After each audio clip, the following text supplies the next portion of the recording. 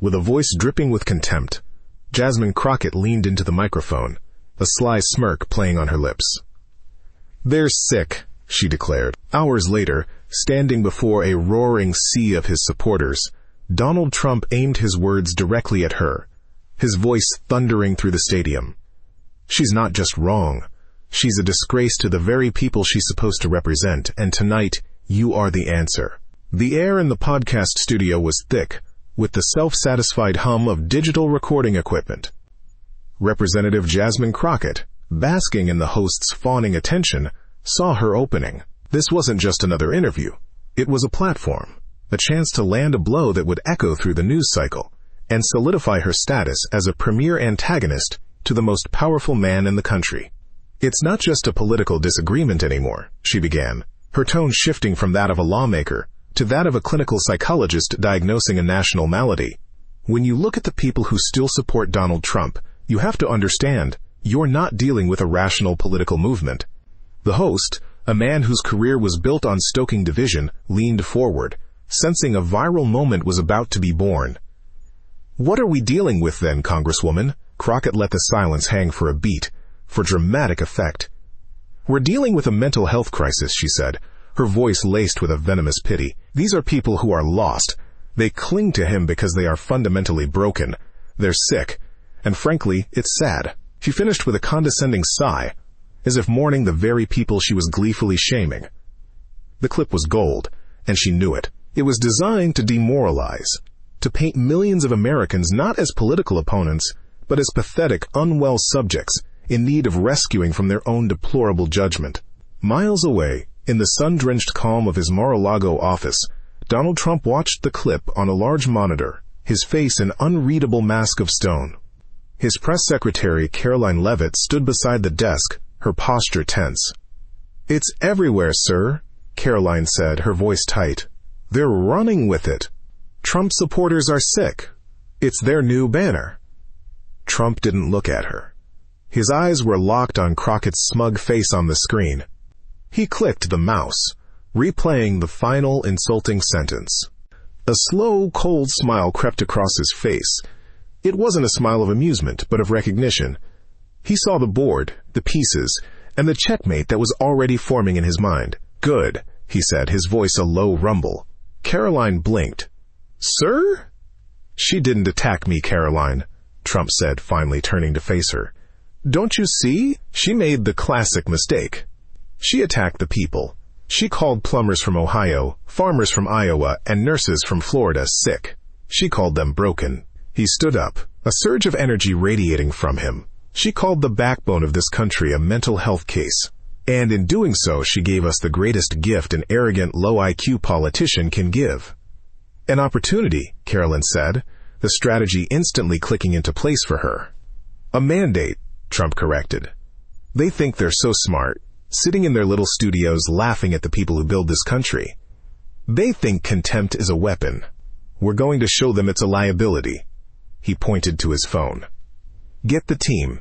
We're not putting out a statement. We're making a statement. Call the event staff. I want a rally. Tonight." "Tonight?" "Sir, the logistics." "Make it happen," Trump commanded, his voice leaving no room for argument. "Find the biggest venue we can get on short notice. And put the word out on Truth Social. Tell them their president needs them to answer a disgusting lie. Tell them to come and show this country what a mental health crisis really looks like." Within minutes, the internet exploded. The message was simple, direct, and powerful. It wasn't a defense. It was a call to arms. They insulted you. They called you sick. Come and show them your strength. Meanwhile, in her congressional office, Jasmine Crockett was riding high. Her phone buzzed incessantly with praise from fellow progressives and gleeful messages from media allies. "You've got him rattled, Jasmine," one text read. "She's finally under his skin," a cable news host declared on television. Crockett leaned back in her chair, feeling the intoxicating rush of influence. She had become the story. "See?" she said to her chief of staff. "That's how you do it. You don't dance around the edges. You hit them right where it hurts. In their pride." Her chief of staff, a more seasoned and cautious political operative, looked concerned. "The rally announcement is aggressive," he ventured. "He's turning this directly back on you." Crockett scoffed, waving a dismissive hand. "Let him have his little circus. It'll be the same crowd of fanatics. It just proves my point. It's a self-selecting group of the afflicted. He's playing right into our hands." Her arrogance had blinded her to the trap she had laid for herself. She saw only a political game, failing to understand that for the people she had insulted, it was now deeply personal. As evening fell, a miracle of logistics and loyalty was unfolding. A massive outdoor arena, typically dark on a weeknight, was roaring to life.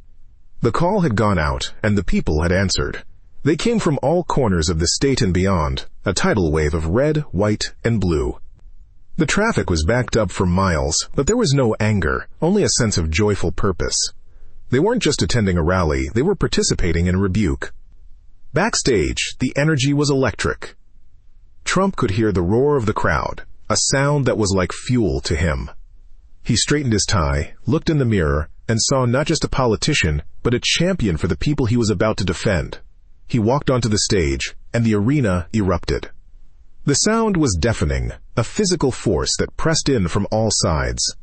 Tens of thousands of people were on their feet, their faces filled with defiance and pride. There were flags, homemade signs, and an overwhelming sense of solidarity. Trump stood at the podium, soaking it in, a genuine smile on his face. He let the cheers wash over him for a full minute before raising a hand for silence. "So they say you're all sick," he began, his voice calm but carrying an edge of steel. A congresswoman from a safe, gerrymandered district, who has probably never met a real patriot in her life, sat in a studio today and said you have a, quote, mental health crisis. A chorus of boos rained down, visceral and angry. "I heard it," Trump continued, his voice rising. "And I could have gotten angry. I could have attacked her back. But I realized she's not important. The bitter, nasty things a low IQ person like that says are not what matters." He paused, leaning into the microphone. "What matters is you." The crowd roared its approval. "She thinks you're broken. I think you're the builders. She thinks you're lost.